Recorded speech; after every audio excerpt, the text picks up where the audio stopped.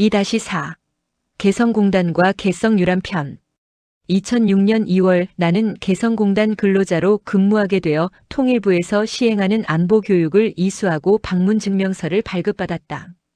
개성공단 개발의 주체인 현대아산 본사에서 새벽에 출발하는 버스를 타고 파주 출입국 관리소에 내려 입국 심사를 받았다.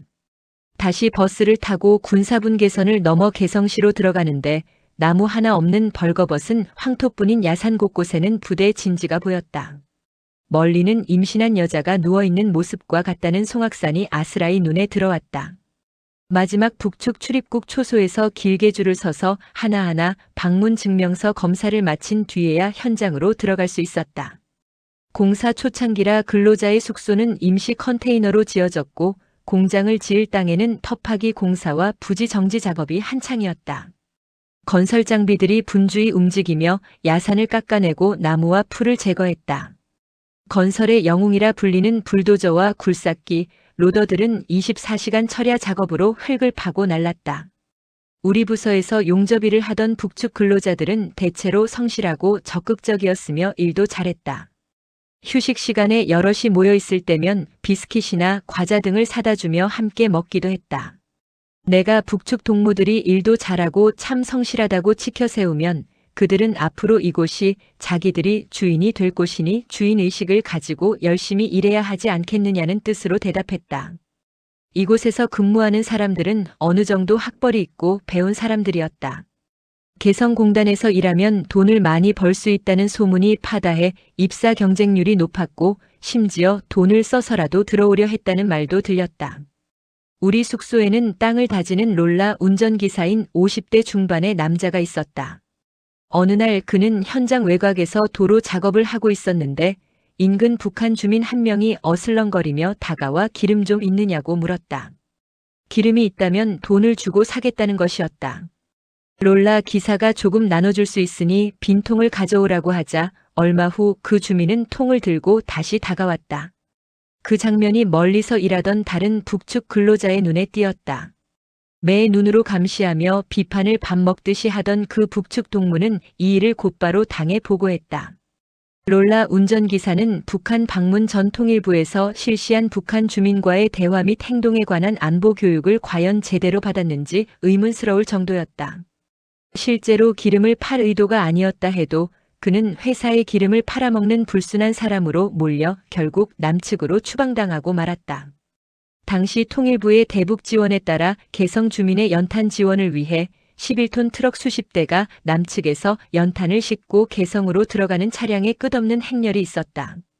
며칠 뒤 북측 근로자 중 연탄가스 중독으로 결근자가 나왔고 또 출근은 했지만 현장 의무실에 누워있는 사람도 있었다. 까마귀 날짜 배 떨어진다고 남측 연탄을 사용한 뒤 연탄가스 중독 사고가 발생했다는 뜻일까? 북한에서도 주민들이 석탄에 진흙을 섞어 직접 구멍탄을 만들어 사용하는데 그동안은 일산화탄소 중독 사고가 없었던 것일까 하는 의문이 들었다. 오히려 구멍탄이 더 많은 연기와 사고를 일으킬 것 같다는 생각도 들었다.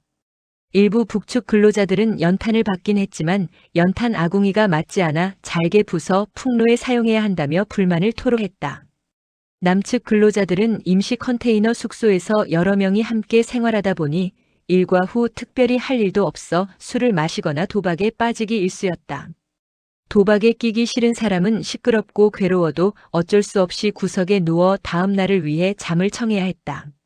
어느 날 밤 옆방에서 술판이 벌어졌는지 시끄러운 소리가 들리더니 갑자기 큰 소동이 일어났다. 동료 간의 사소한 말다툼 끝에 취한 사람을 밀쳐 넘어뜨렸고 넘어진 사람은 주변에 있던 책상 모서리에 한쪽 눈을 부딪혔다. 피해자는 운이 없게도 눈동자가 파손되는 큰 부상을 입어 남측으로 긴급 후송되었다.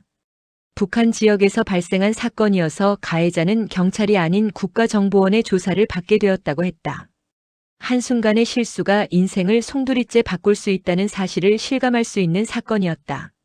남측 근로자 중 개성 시내 관광을 원하는 사람에게는 개인 비용 $50를 내면 관광을 할 수 있도록 북측에서 처음으로 허가했다. 휴일을 맞아 우리 관광객 20명 남짓은 토요타 미니버스를 타고 개성 시내로 들어갔다. 길가의 공터에는 며칠 전 통일부에서 지원한 연탄이 여전히 쌓여 있었고 주민들은 그것을 배급받아 집으로 가져가고 있었다. 풀 한 포기, 돌멩이 하나 없는 황토뿐인 시골 마을을 보면서 우기철에는 진흙탕 속에서 어떻게 살아갈지 걱정이 앞섰다. 남편이나 아내 없이도 살 수는 있어도 장화 없이는 살기 힘들 것처럼 보였다. 개성 시내로 들어서자 도로 옆 작은 하천이 인도를 끼고 풍부한 물을 흘려보내고 있었다. 시가지에는 농부들이 끄는 소달구지가 덜컹거렸고 그 사이로 때 묻지 않은 시민들이 바쁘게 걸어다녔다.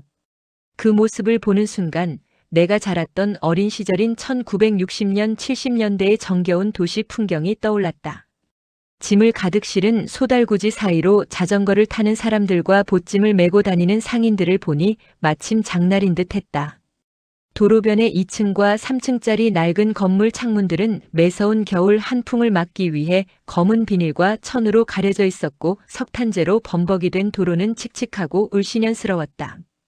고려 500년 도읍지 개성을 돌아보니 산천은 의구하되 인걸은 간데 없다는 말이 절로 떠올랐다. 고려시대의 대학교라 할 수 있는 성균관 입구에 들어서자 연분홍색 한복을 차려입은 여성 안내원이 활짝 웃으며 우리를 맞았다. 개성은 일찍부터 중국과 무역을 하며 상업이 발달한 곳이라 사람들의 개성이 강하고 폐쇄적이며 지독하다고 안내원은 설명했다.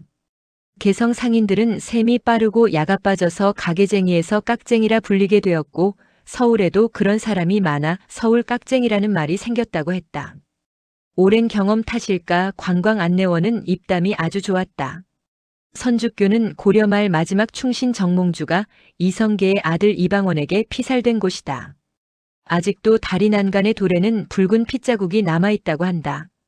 600년이 훨씬 지났는데도 흔적이 남아있다니 반신반의하며 자세히 들여다보니 사람의 피인지는 몰라도 불그스름한 흔적이 보이긴 했다.